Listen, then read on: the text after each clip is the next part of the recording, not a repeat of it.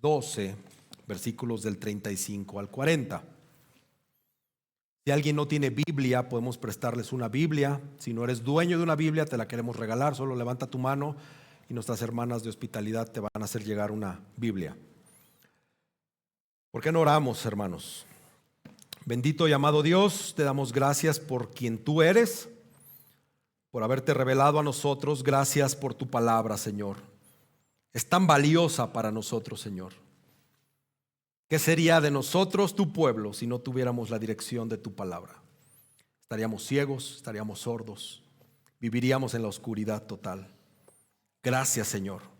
Gracias por mantener tu palabra vigente. Gracias por tantos hombres que tú has permitido que defiendan la palabra a través de los siglos.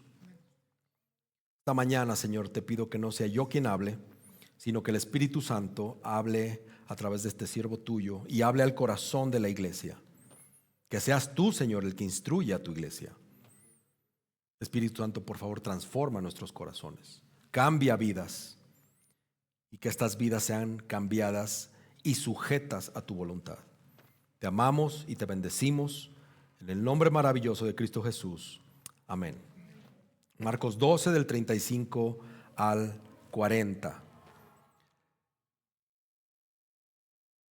Mientras enseñaba en el templo, Jesús decía: ¿por qué dicen los escribas que el Cristo es hijo de David?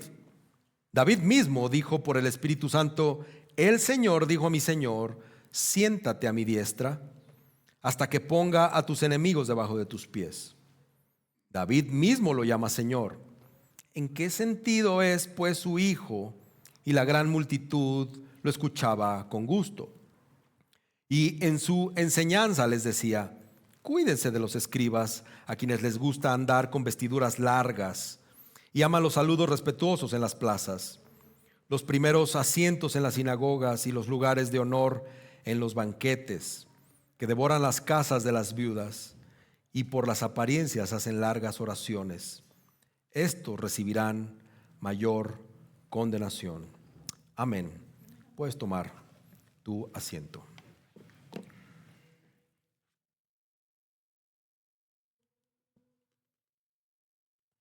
He titulado este sermón: Auténtica devoción, obediencia sin hipocresía.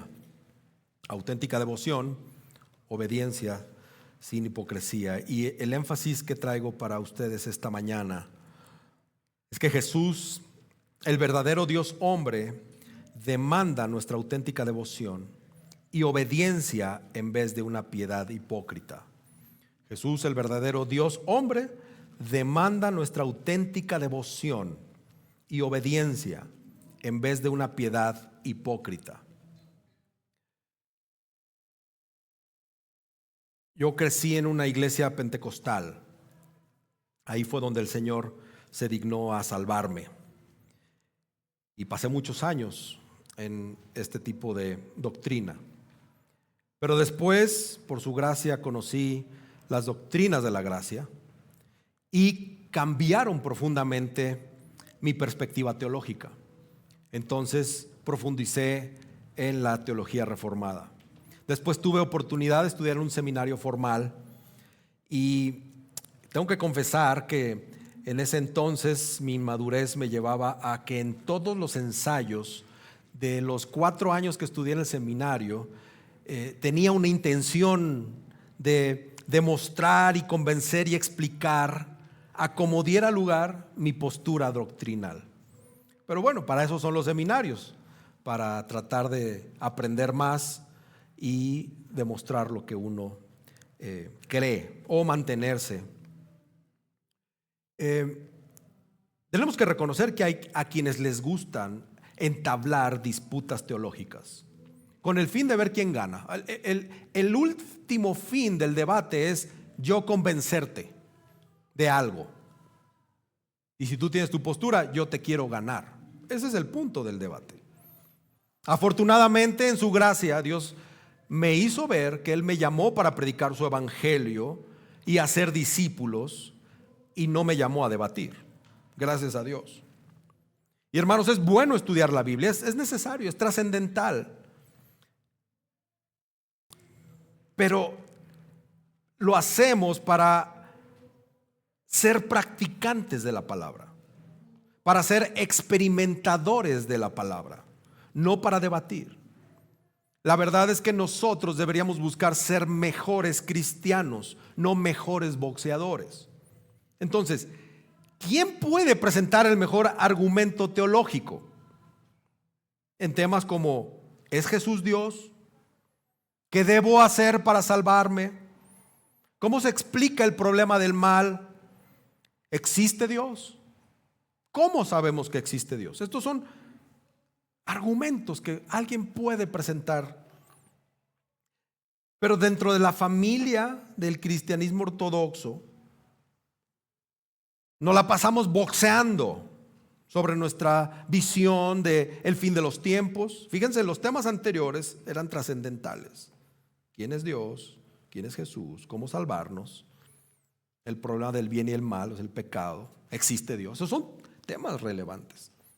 Pero hemos bajado a este segundo escalón donde nos gusta pelear.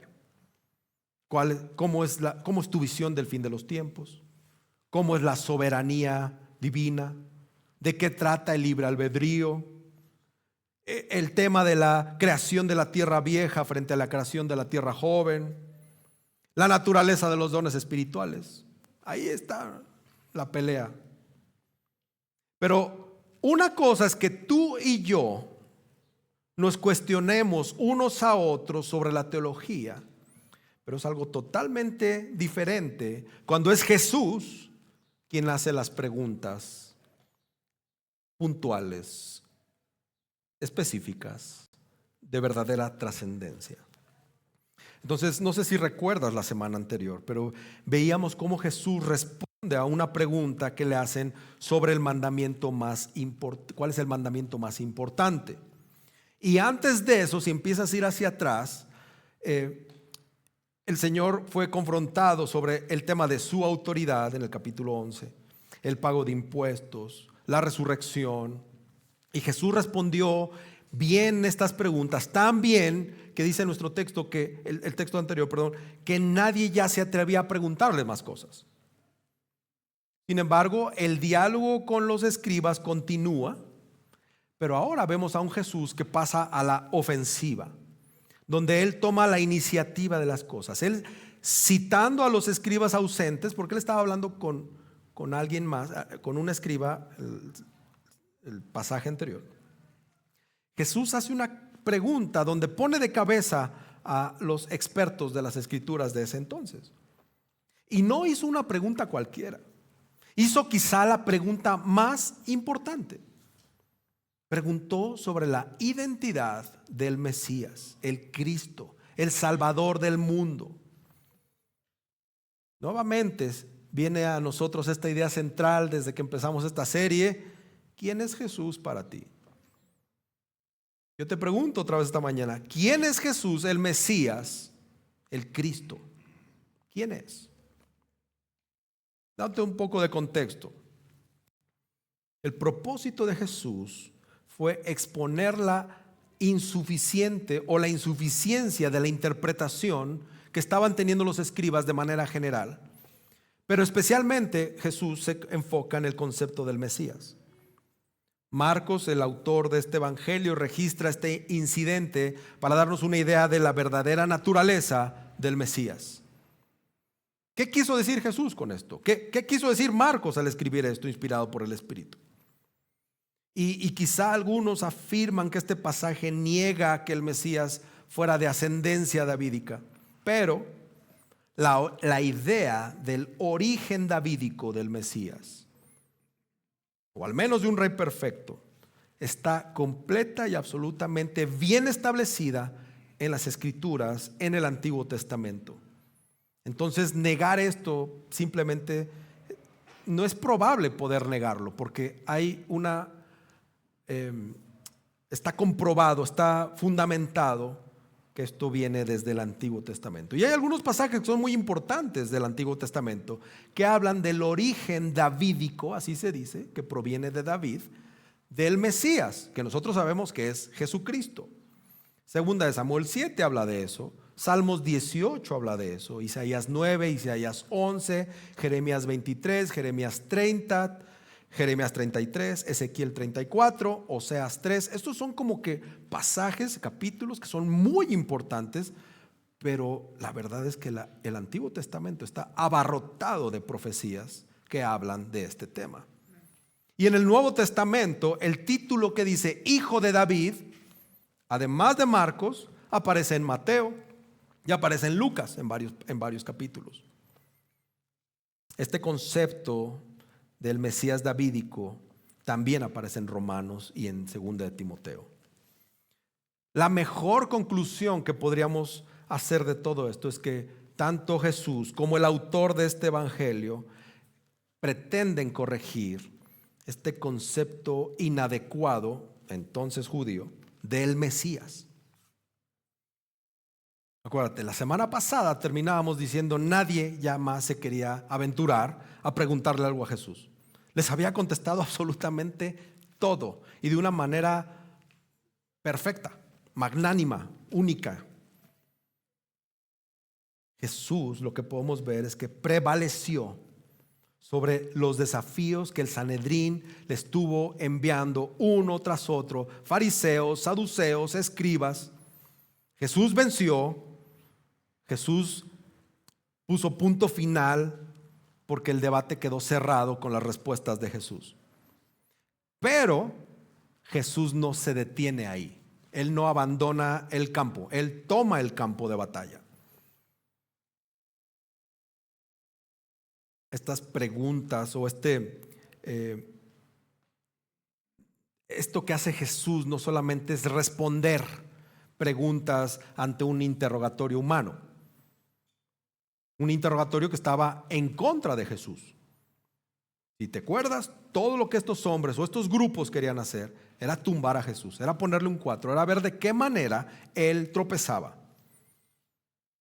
Las preguntas y los temas del Sanedrín, que era la máxima autoridad del judaísmo, no alcanzaban, nosotros lo sabemos así porque hemos leído la Biblia, pero esas preguntas no alcanzaban a revelar o abarcar la verdadera identidad de Jesús.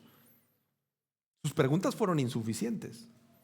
Y hoy podemos decir que no hay al día de hoy ninguna agenda humana, nada es ni será suficiente para revelar o para oscurecer, para probar, para refutar el significado de la identidad de Jesús.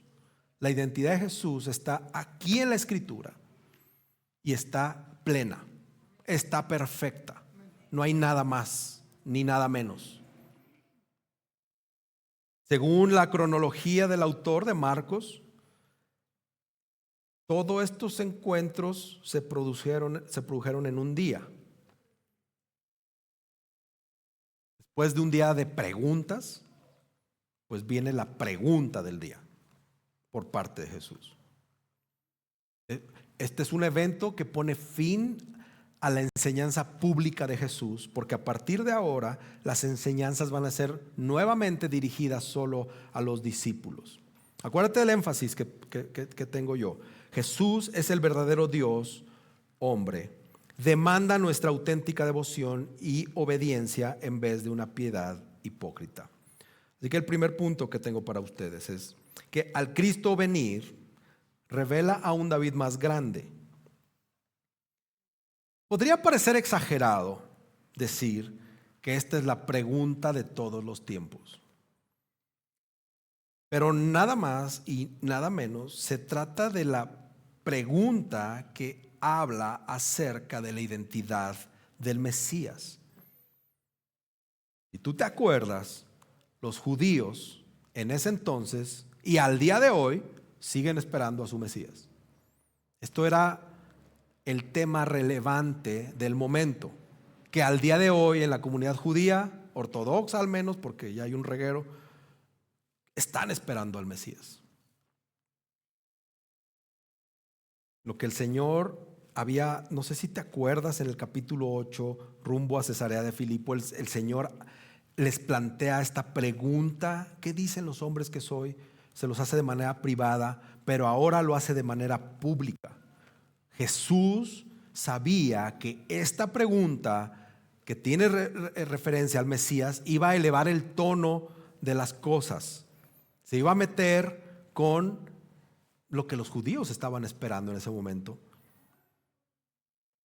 El Señor sabía que faltaban solo 3 días para la cruz.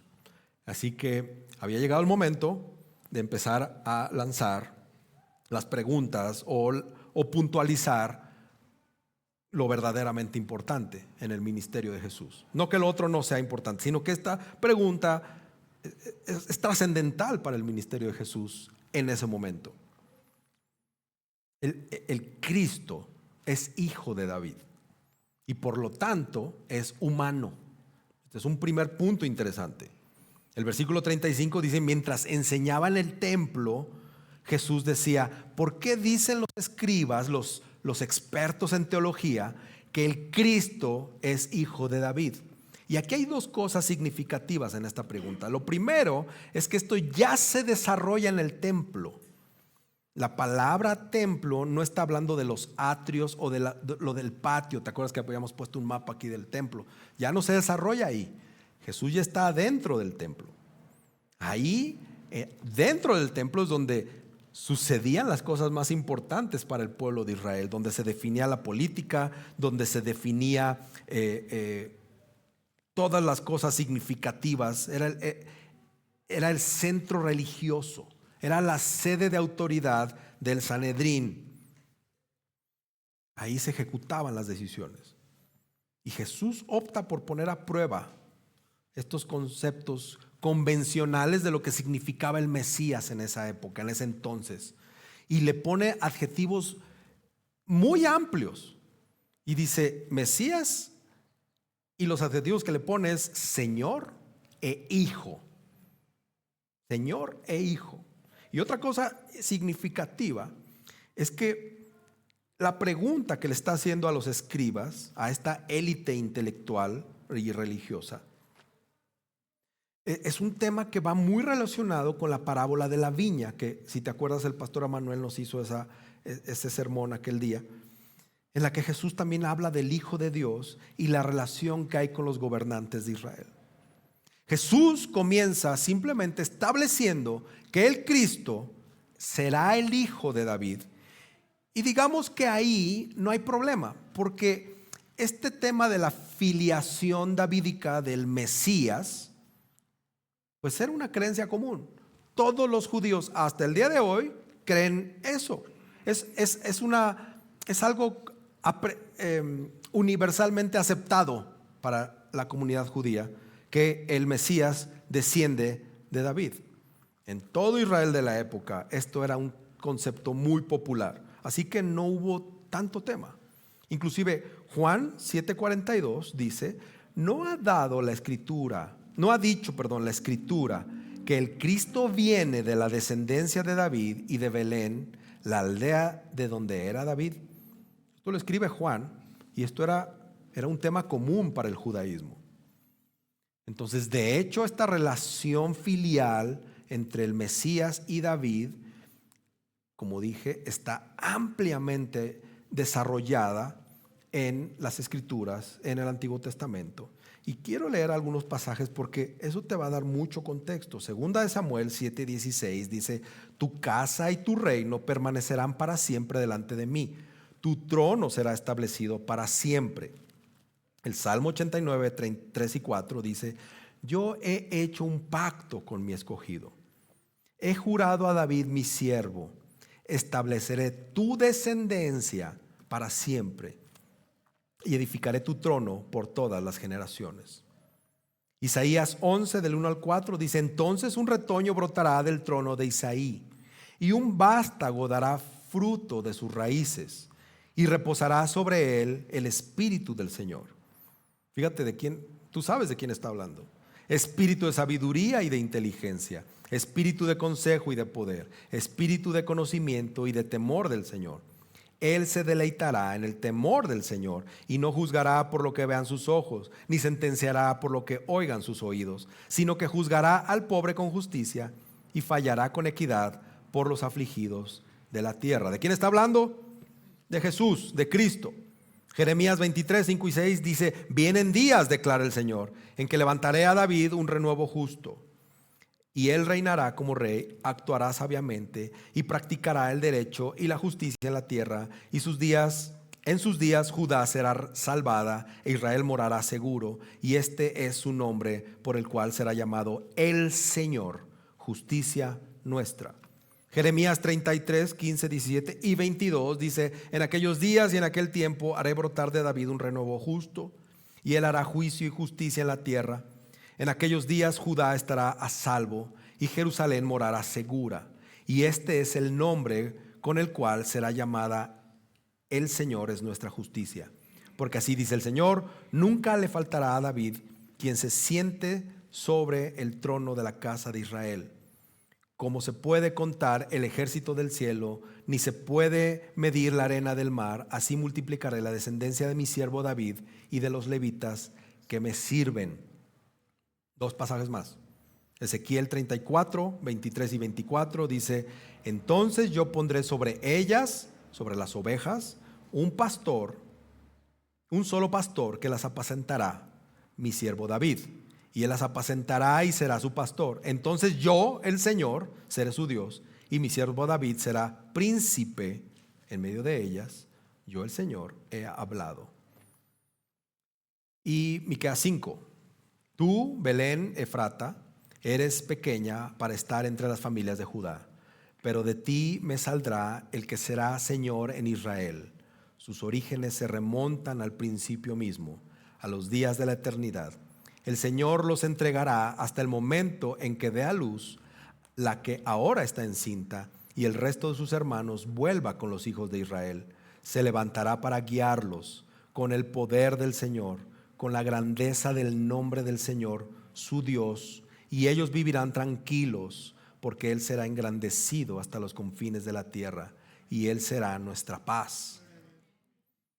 Este es un pasaje increíble, hermanos. Es más,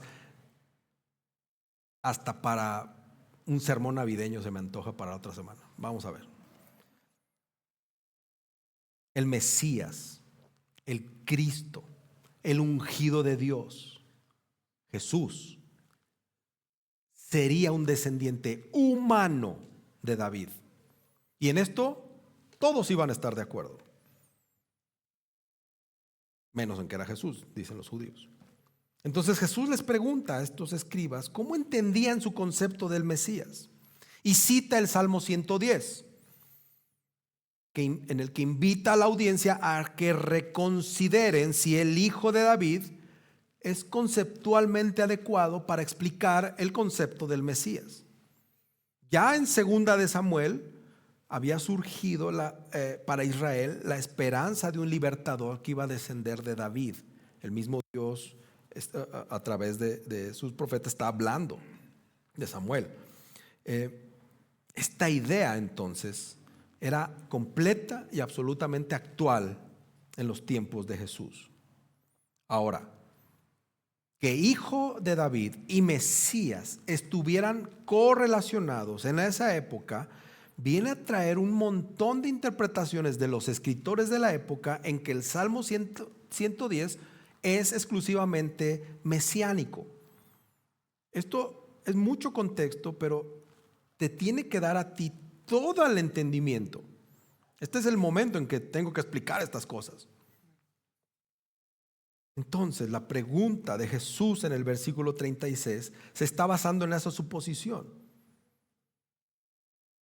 Aunque la iglesia primitiva no aceptaban la connotación de que el Mesías iba a ser un revolucionario, un político, un militar que se asociaba con el Mesías, el cristianismo primitivo afirmaba sin lugar a dudas que el Mesías procedería de la casa de David, o del trono de David, o de la semilla de David.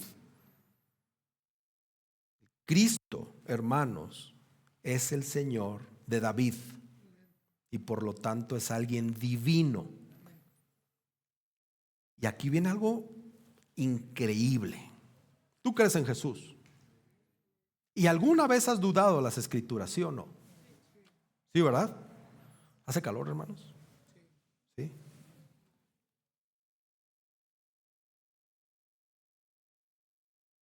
Entonces has dudado alguna vez de las Escrituras, ¿verdad? Qué increíble que Jesús con claridad y precisión cree en la inspiración de las Escrituras. Y este es un pasaje que habla de eso. Jesús hace una referencia al Espíritu. Para empezar, de que el Salmo 118 tenemos que verlo de manera escatológica. De manera, cuando se escribe el Salmo 118, lo escatológico era en parte la época de Jesús. Entonces se iba a estar hablando de Jesús. Se habla de alguien a quien se le otorga el lugar de honor y de poder, nada más y nada menos que junto al Padre. Una imagen donde los enemigos iban a quedar puestos bajo sus pies, en la que el vencedor que coloca su pie sobre el cuello del vencido estaba ahí. O sea, es una imagen sobre eso. Esto dice que es un poder absoluto que tiene sobre la vida o la muerte. De este que están hablando, sobre la persona que está rendida. ¿Me explico? Ahora, Jesús amplía la pregunta y los lleva, como dije, a su audiencia, a los escribas, al Salmo 110. Jesús atribuye este Salmo de David y dice que fue inspirado por el Espíritu Santo. Por eso te hacía la pregunta: si tú crees en Jesús y Jesús mismo está diciendo que la palabra está inspirada por el Espíritu Santo, es algo que nos debe de dar paz y tranquilidad a todos. Y no hay nada, hermanos, de este libro o de este conjunto de libros, nada, ni un acento en sus ideas que no sea verdad. Todo lo que está aquí es verdadero. Jesús mismo así lo afirma. Es una maravillosa descripción de la Biblia, hermanos.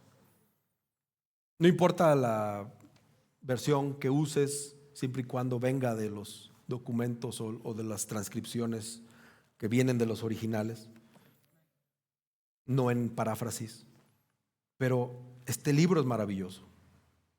Son palabras escritas por hombres que fueron movidos y facultados por el Espíritu Santo. Entonces la Biblia es un libro que es exclusivamente divino y humano. Y el Salmo 110 resulta que es el salmo más citado en el Nuevo Testamento. El primer versículo del Salmo 110 dice el Señor a mi Señor: siéntate a mi diestra hasta que ponga a tus enemigos por estrado de tus pies. Así que Jesús pregunta, David mismo llama Señor. ¿En qué sentido es pues su hijo? Aquí hay un problema que quizá nadie había visto y que Jesús lo plantea. El Mesías es el hijo de David y el Señor de David es al mismo tiempo estas dos personas. El Mesías no es simplemente un hijo carnal de David, es el hijo de Dios. Entonces pensemos en ello. ¿Qué padre? Es como decir que algunos padres que están aquí le llamarían a su hijo su bisnieto, ¿no? Algo así estaba como planteando Jesús. Pero el Mesías no es simplemente un hijo carnal de David. El Mesías es el soberano Señor de David.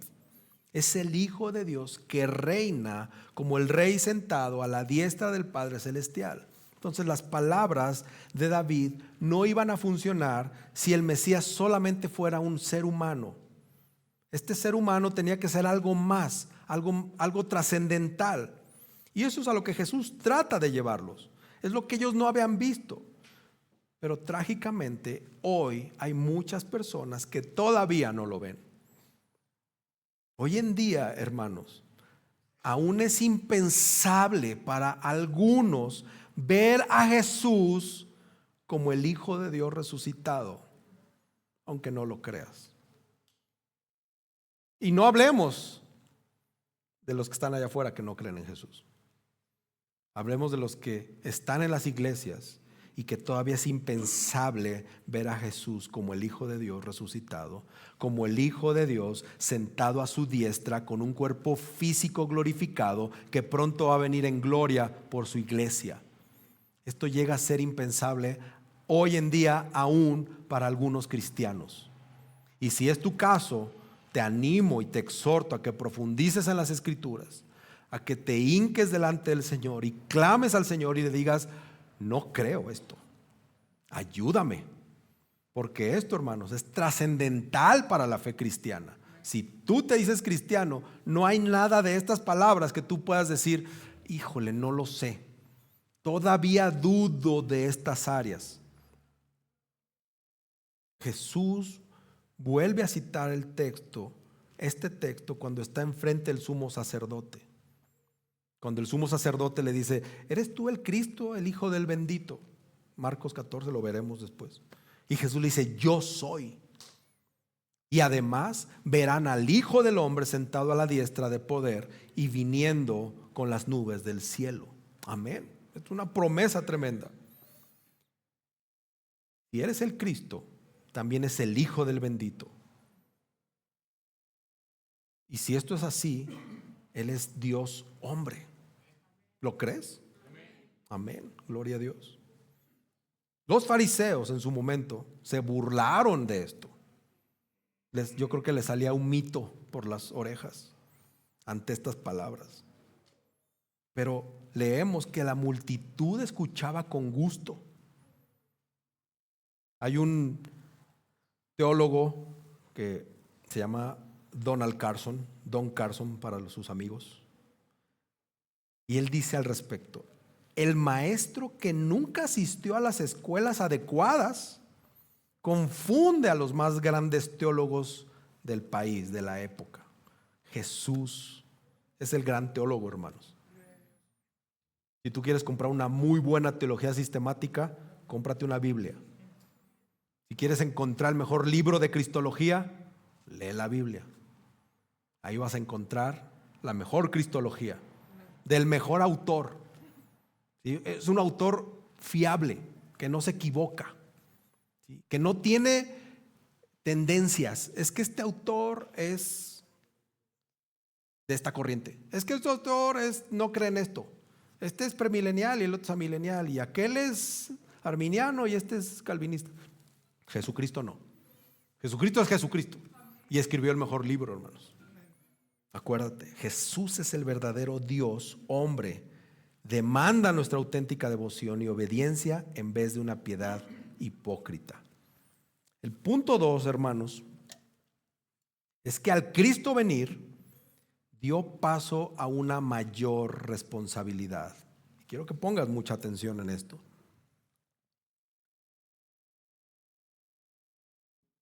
A ver si adivinas quién dijo estas frases.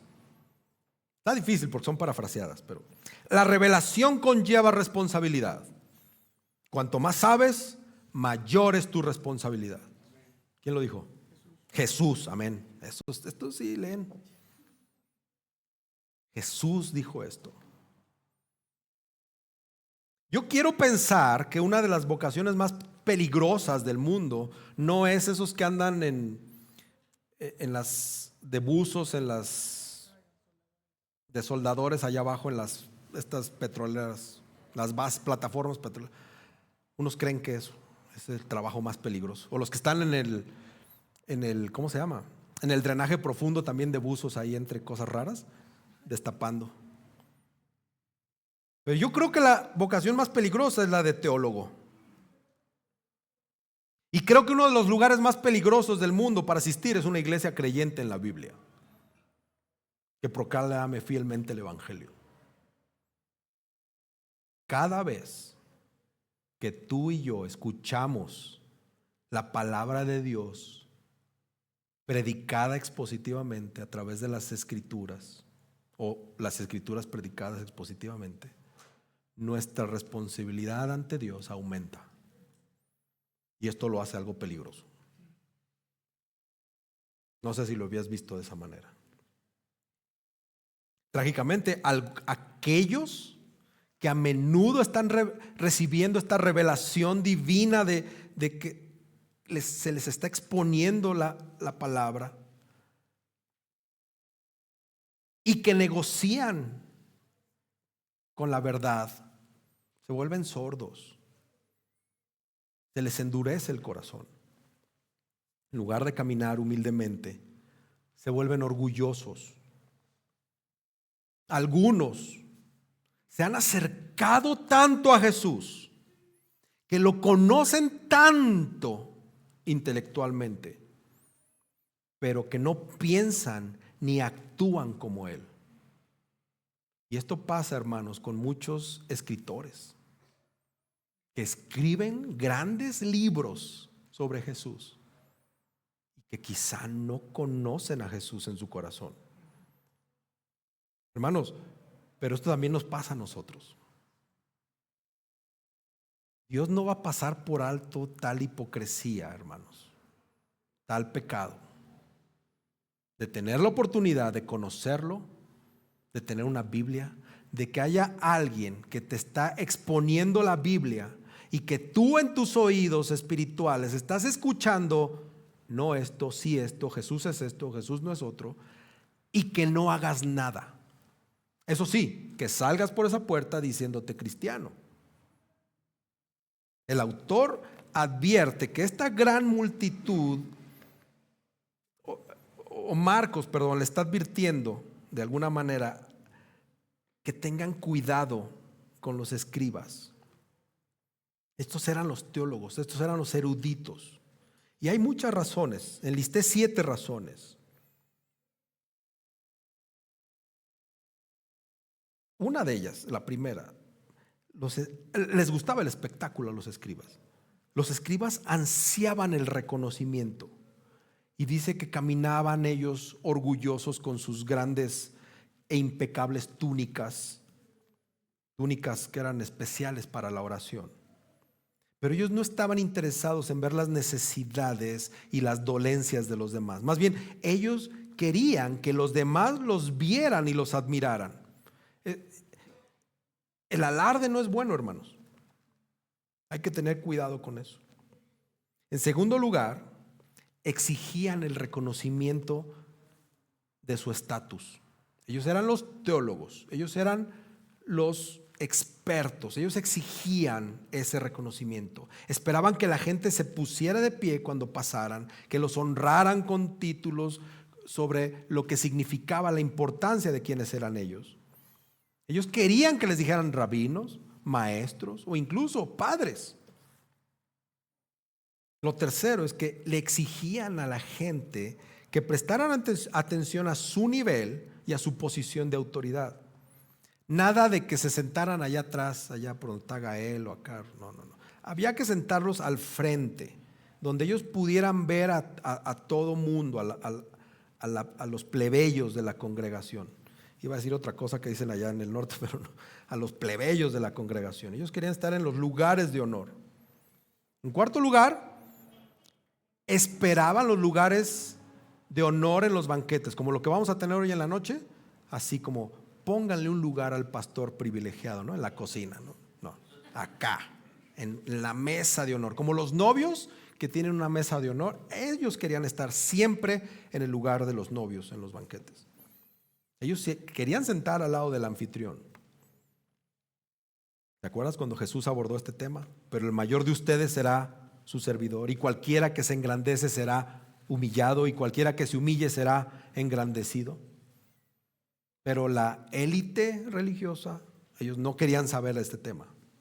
Ahora, cuidado de los que se aprovechan de los demás. Una quinta advertencia sobre estos líderes religiosos es que devoraban, se pasaban con los vulnerables.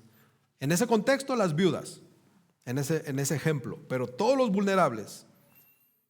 Así como cuando le cambias el canal en tu cable o en tu televisión de cable, si todavía tienes, si eres viejito como yo, y le pones ahí y sale estos canales donde salen los televangelistas, charlatanes religiosos de nuestro día, ahí están, aprovechándose de los débiles. Llama ahorita y te hacemos tu milagro. siempre y cuando transfieras. Aceptamos todo tipo de transferencia, todo tipo de formato, y hasta con tu celular lo puedes hacer, aprovechándose de los débiles.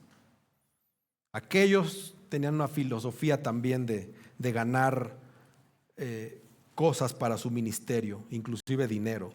Y hoy, pues es igual. Vemos a profetas como Isaías, como Amós, como Miqueas, condenando enérgicamente a los que se aprovechaban de las viudas y de los huérfanos. Quizá ellos no habían leído lo que leíamos la vez pasada, Levítico 19-18, sobre el amor al prójimo. No escucharon, no acababan de escuchar tal vez lo que Jesús les había dicho minutos atrás de cuáles eran los dos grandes mandamientos, cuáles eran estos dos grandes amores que deberían tener.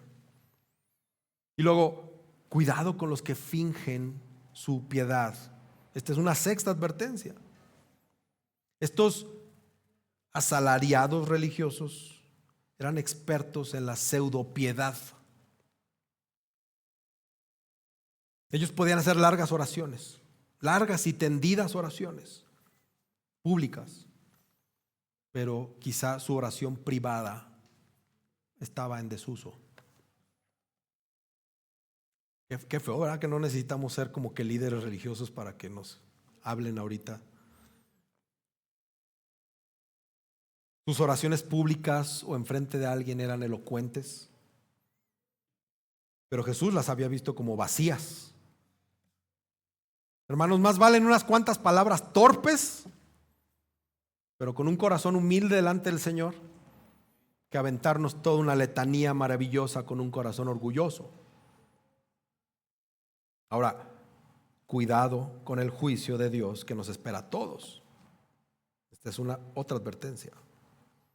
Lucas 12:48 dice: a todo el que se le haya dado mucho, mucho se demandará de él.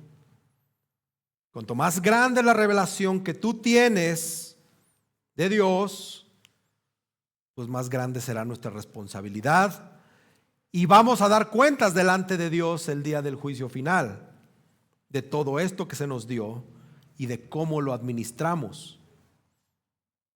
Saber qué es lo correcto y no hacerlo, pues el día del juicio el Señor va a ponderar todo eso. No es de extrañar que Santiago escribe, Santiago 3:1, dice: hermanos míos, que no se hagan maestros muchos de ustedes, sabiendo que recibiremos un juicio más severo. ¿Verdad? ¿Quién quiere ser pastor? ¿Quién me acompaña en este camino? Levante la mano. Sean gachos.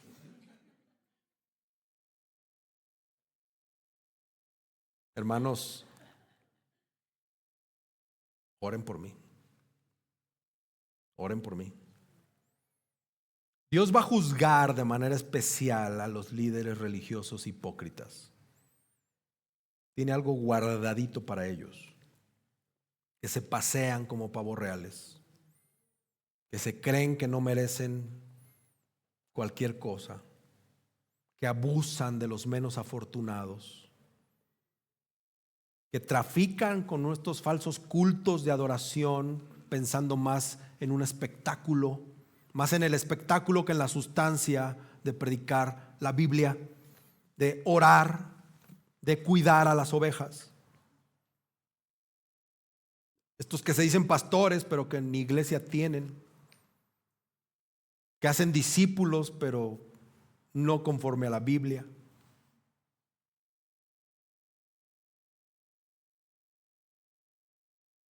Esa maldad es resultado de aquellos que en realidad no abrazan a Cristo, hermanos. Pero este pasaje, hermanos, debería de obligarnos a nosotros como la iglesia moderna a reconsiderar la manera en que estamos viendo, absorbiendo, interpretando, asumiendo, aprendiendo. ¿Quién es Jesús el Rey? ¿Quién es el Mesías? ¿Quién es ese Jesús que Marcos pone como un siervo, un sufriente, un ministro sufriente? No un rey militante, no un conquistador, no ese Jesús que nos enseñan allá afuera o a veces hasta dentro de las iglesias, que es el humanista que te va, el moralista que te va a dar la solución práctica a tus problemas hoy. Tenemos que reconsiderar esto, hermanos, y recuperar el concepto de Jesús, el Mesías, pero el real, el bíblico, no el que nosotros hemos hecho, no ese Jesús que tú te has imaginado, no ese Jesús que tú has creado. Jesús es el verdadero Dios hombre, hermanos. Y Jesús va a demandar de nosotros hoy, no el día del juicio final, hoy, una auténtica devoción por Él, una auténtica obediencia a Él, en vez de una piedad hipócrita. Y debemos tener cuidado, hermanos, mucho cuidado, cómo estamos caminando nuestro cristianismo. Debemos tener cuidado. Esto es una advertencia seria, hermanos, que les hago desde este púlpito. Me incluyo. Pero por favor, no pienses solamente en ese pastor que te lastimó o en este pastor. Piensa en ti, cómo te está hablando Jesús esta mañana y te está diciendo: oye, yo tengo algo reservado para Antonio Díaz. ¿Y ustedes? ¿Cómo está su piedad? ¿Es hipócrita o es real? Quiero concluir con esto. De regalo de Navidad, este sermón es corto. No esperen de mí otra cosa, hermano. Solo un sermón corto. Amén. Pero puedo extenderme porque hay tiempo. Recuerdo aquella vez. ¿Te acuerdas de mi énfasis? Jesús, el verdadero Dios hombre, demanda nuestra auténtica devoción y obediencia en vez de una piedad hipócrita. Hay un autor muy famoso que todos conocen, C.S. Lewis, ¿verdad? Creo que todos han leído de él, y si no, te lo recomiendo. Hay una obra de él muy famosa, tal vez la más famosa, que se llama Mero Cristianismo. Y ahí el señor Lewis hizo una cita que honestamente es una obra de arte en cuanto al corazón de la fe, cuando él aborda la identidad de Jesucristo y la respuesta que nosotros debemos de dar. Esto yo ya lo había leído hace mucho tiempo, pero quiero leerte esta fracción de este señor llamado como el trilema, o sea, no un dilema, sino un trilema acerca del mentiroso, del lunático o del Señor. Y este trilema se hizo famoso, es muy famoso. Y dice así, él así lo explica: intento aquí evitar que alguien diga la verdadera tontería que la gente suele decir sobre él. Estoy dispuesto a aceptar a Jesús como un gran maestro moral, pero no acepto su afirmación de ser Dios. Eso es lo único que no debemos decir. Un hombre que fuera simplemente un hombre y dijera el tipo de cosas que dijo Jesús, no sería un gran maestro moral. O bien sería un lunático, al nivel del hombre que dice que es un huevo escalfado, o bien sería el diablo del infierno. Usted debe de elegir. O bien este hombre era y es el Hijo de Dios, o bien un loco o algo peor. Podemos callarle por loco, podemos escupirle y matarle como a un demonio, o podemos caer a sus pies y llamarle Señor y Dios. Pero no vengamos con ninguna tontería condescendiente de que es un gran maestro humano. Él no nos ha dejado eso abierto. No era su intención. Cómprate el libro Mero Cristianismo, C.S. Lewis, y léelo. Es un libro de filosofía cristiana. No es fácil de leer. Pero esto, hermanos, queda claro.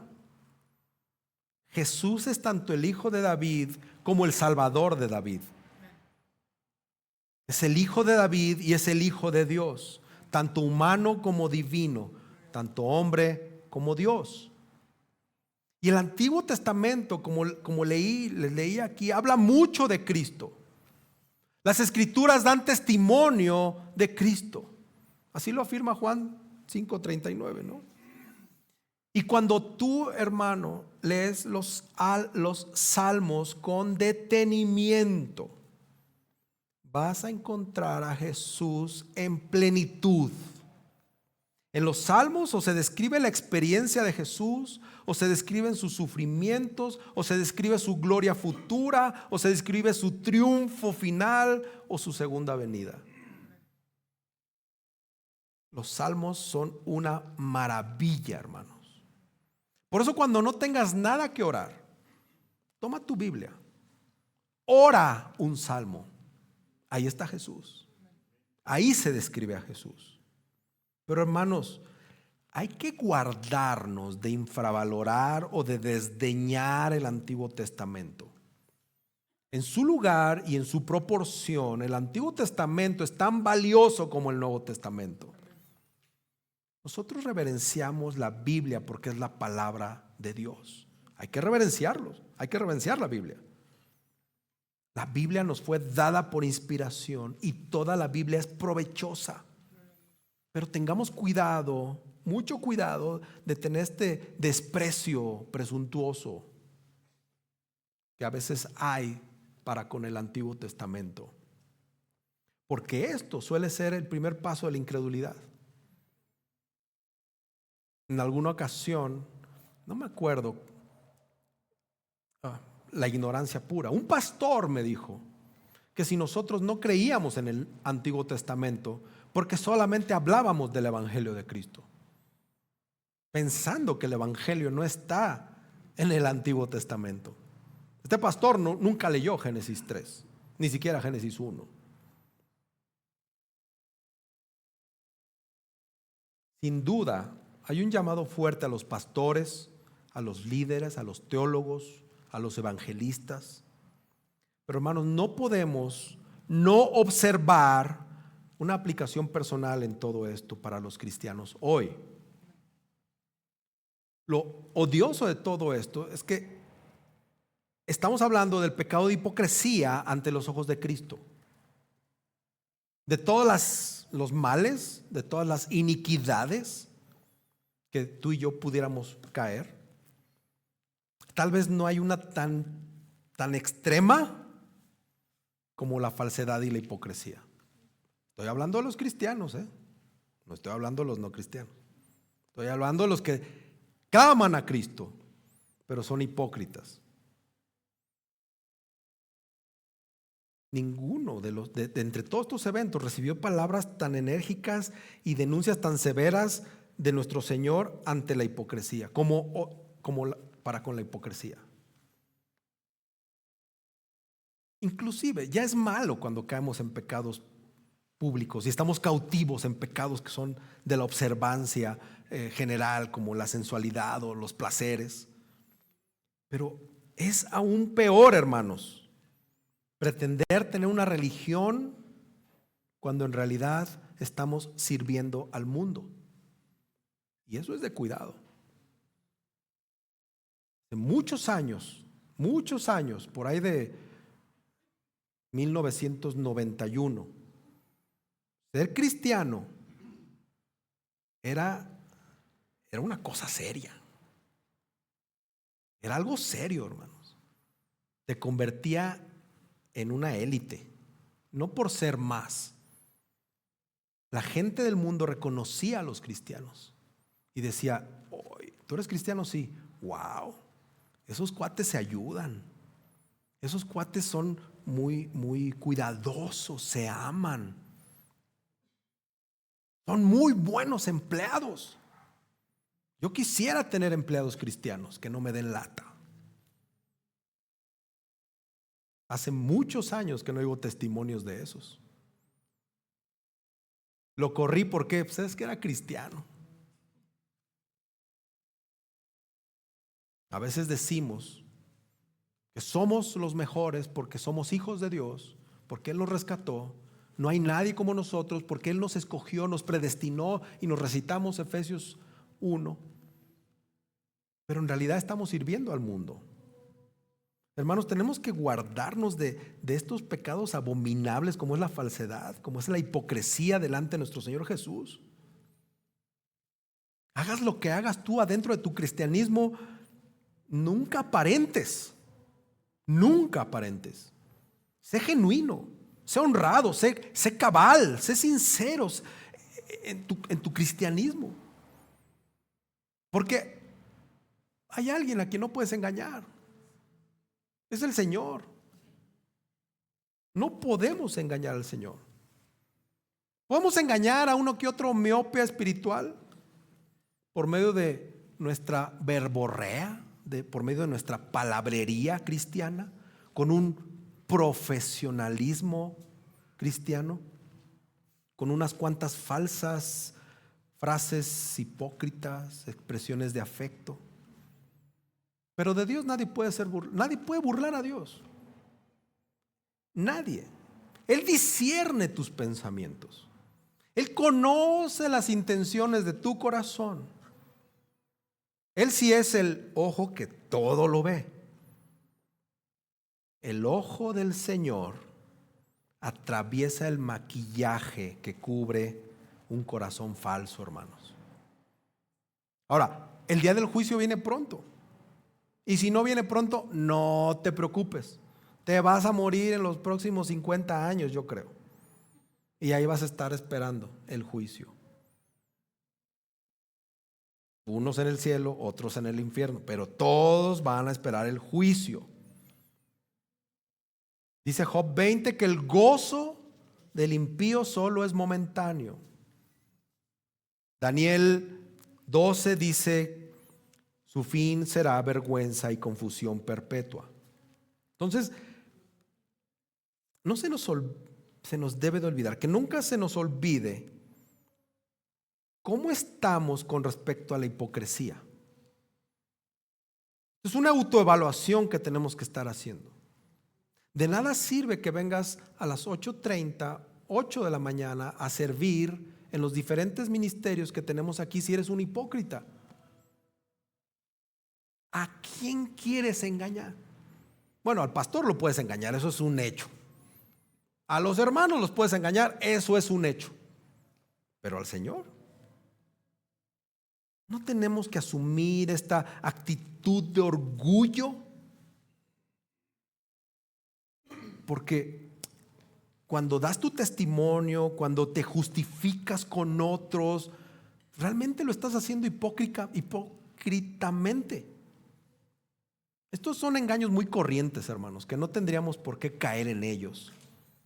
Nosotros los cristianos nos tenemos que cuidar y guardar para el Señor. Amén.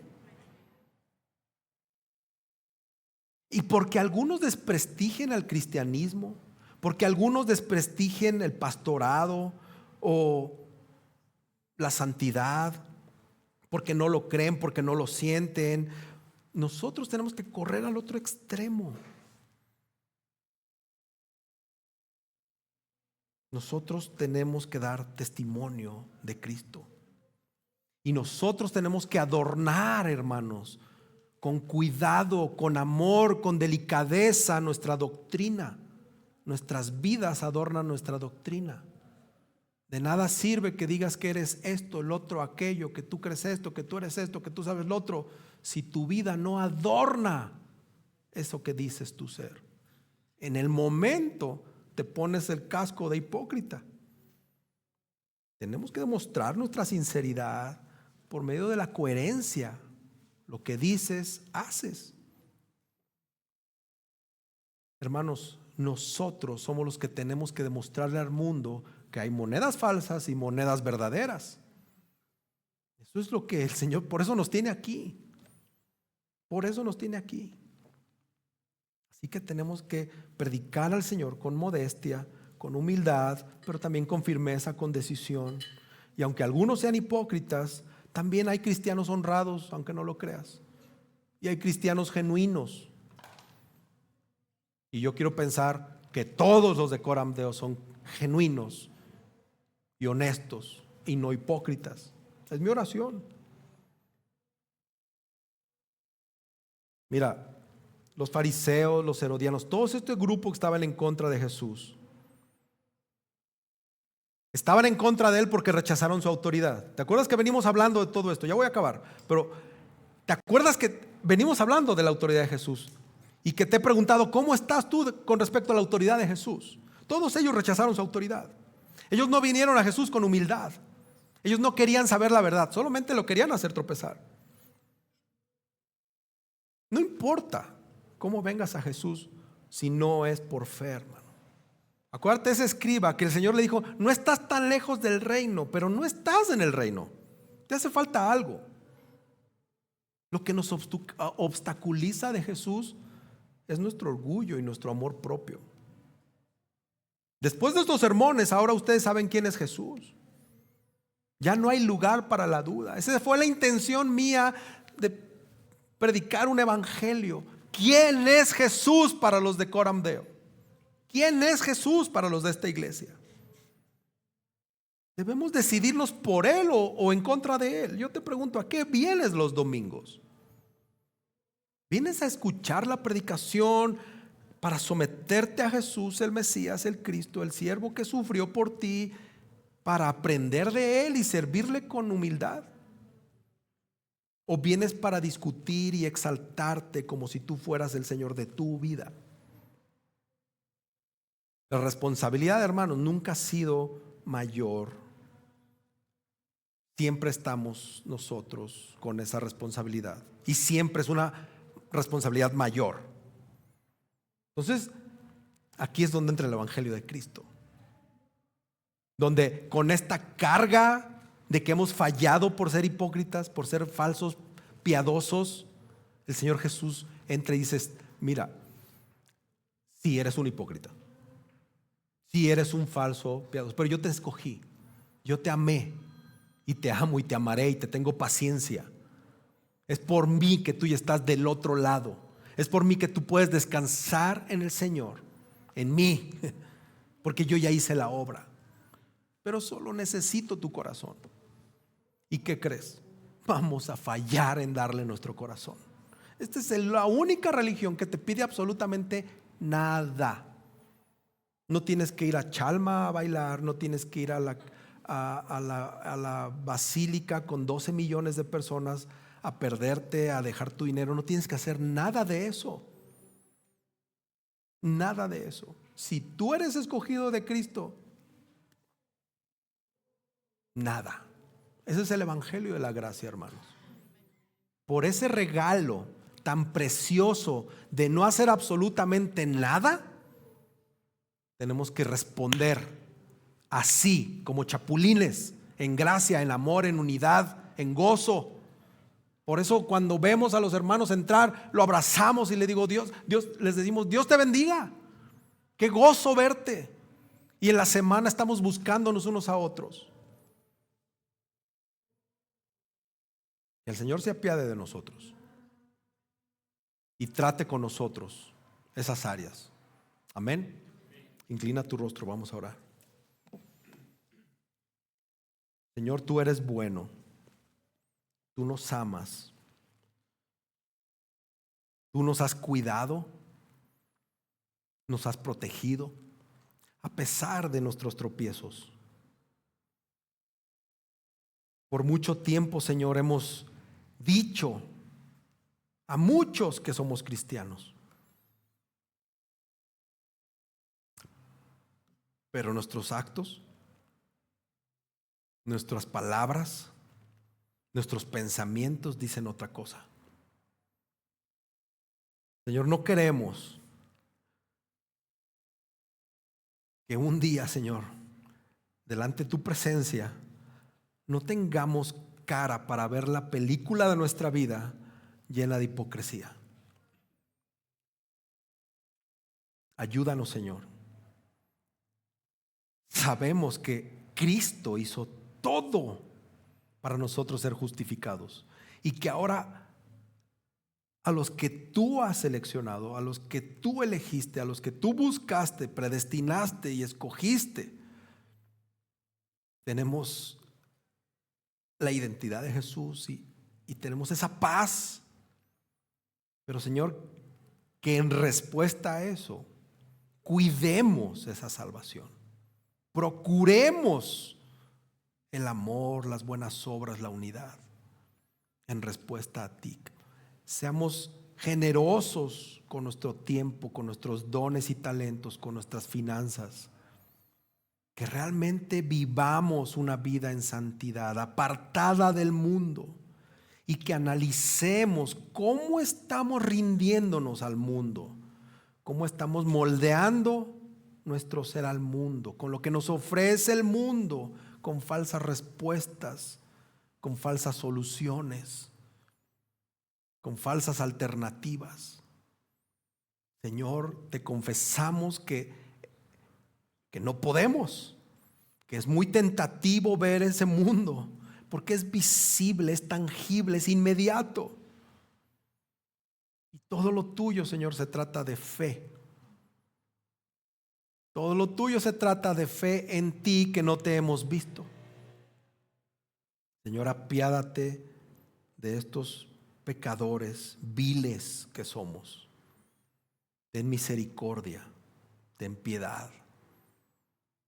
Y que día a día, Señor, el Espíritu Santo nos recuerde la verdad del Evangelio. Gracias, Dios.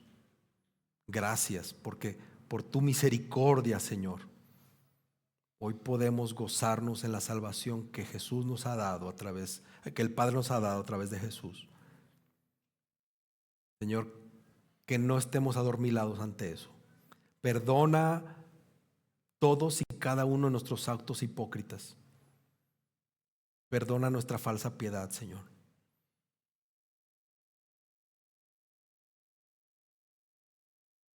Perdónanos, Señor. Perdónanos.